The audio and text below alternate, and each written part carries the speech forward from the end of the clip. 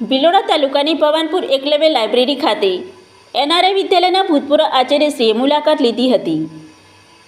Eklavya reading library અને education centre ભવાનપુરની મુલાકાત તેમના માટે અનન્ય અનુભૂતિ બની. વર્તમાન સમયમાં નિષ્ઠાપૂર્વક ભાવિ પેઢીને માટે હૂપરૂપ બની શકે તે માટે વિચારપૂર્વક શ્રેષ્ઠ આયોજન અર્જુનભાઈએ ઉદાહરણપૂર્વક કર્યું છે. તેમની સાથે વાતચીત તેમને કરવા મળી, તેમાંથી જે સચ્ચાઈપૂર્વકની ભાવનાનો તેમને સ્પર્શ થયો. લાઇબ્રેરીના યુવા ભાઈ બહેનોની મુલાકાતથી તેમના ઉત્સાહ અને ઉમંગનો પણ સ્પર્શ થયો.